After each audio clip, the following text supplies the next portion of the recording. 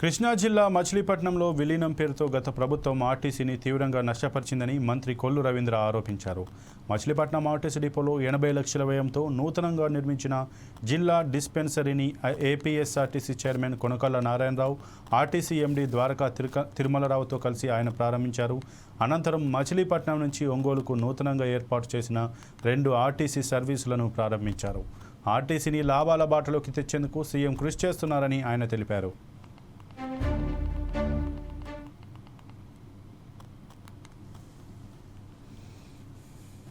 RTC కూడా నష్టపోయింది. విలీనం పేరుతో ఆర్టీసీ ఇవాళ ఎన్ని కష్టాల్లో ఇబ్బందుల్లో ఉండడానికి కారణం ఆనాడు ఆ ప్రభుత్వం తీసుకున్నటువంటి విలీన నిర్ణయం అని చెప్పి ఒకసారి ఈ సందర్భంగా తెలియజేస్తాను.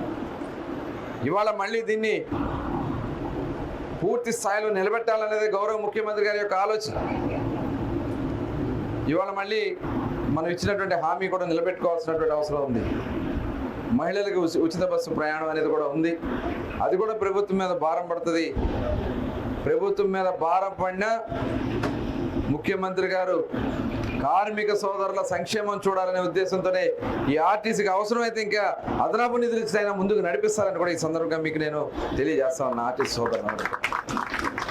మరి మీరు కూడా నేను చూసిన చాలామంది సొంత వ్యాపారం అయితే ఎలా చూసుకుంటారో, లేకపోతే సొంత బండి అయితే ఎలా చూస్తారో ఆ రకంగా చూస్తున్నారు. చాలా సంతోషం, అభినందనించడం.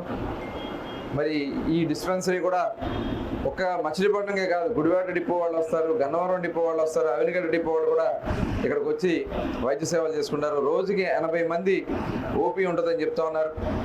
ఇందాక పెద్దలు చెప్పినట్లుగా కంటి సైట్ చాలా అవసరం. అలాగే హార్ట్ స్ట్రోక్, మొన్న కూడా ఇక్కడ చదివాను నేను. ఒక అతని గుండెల్లో నొప్పి వస్తే అతను బస్సుని పక్కకి తీసాక ప్రాణం వదిలేడు. నిజంగా అది నేను చూస్తే నాకు నిజంగా, ఎందుకంటే బస్సులో ఉన్న వాళ్ళు ఎంతమంది ఉన్నారు.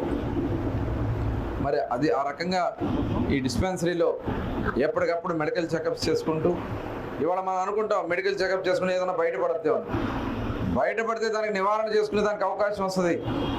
అంతేగాని అది ముదిరిపోయాక చేసుకుంటే ఉపయోగం ఉంది. అందుకని బాగున్నప్పుడు ఎప్పటికప్పుడు రెగ్యులర్గా చెకప్ చేసుకున్నప్పుడు కొత్త వచ్చేసింది. రాబోయే 10 సంవత్సరాలకు కూడా మనకి ఏం వస్తుందని కూడా ఇవాళ ఆ టెస్ట్లో వచ్చేసింది.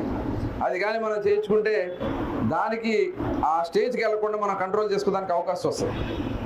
కాబట్టి దాన్ని సద్వినియోగం చేసుకోవాలి. చూసాం, కరోనా వచ్చిన తర్వాత ఆరోగ్య సమస్యలు చాలా పెరిగిపోయినాయి. చిన్న వాళ్ళు 25 ఏళ్ళు 30 ఏళ్ళ కుర్రాళ్ళు కూడా హార్ట్ స్ట్రోక్స్ వచ్చేస్తారు. కాబట్టి ఎప్పటికప్పుడు మెడికల్ చెకప్ చేసుకోవాల్సింది. దానికి అవసరమైతే ఇక్కడ మెడికల్ క్యాంపు మరి ఆర్టీసీ ఏర్పాటు చేసినప్పుడల్లా అవసరమైతే మేము కూడా మా ట్రస్ట్ నుంచి అవసరమైతే ఇక్కడ ఒక మెడికల్ క్యాంప్ నెల మీరు పెట్టమని కూడా పెట్టడానికి కూడా మేము కూడా సిద్ధంగా ఉంటామని కూడా ఈ సందర్భంగా తెలియజేస్తామని. లాస్ట్ 5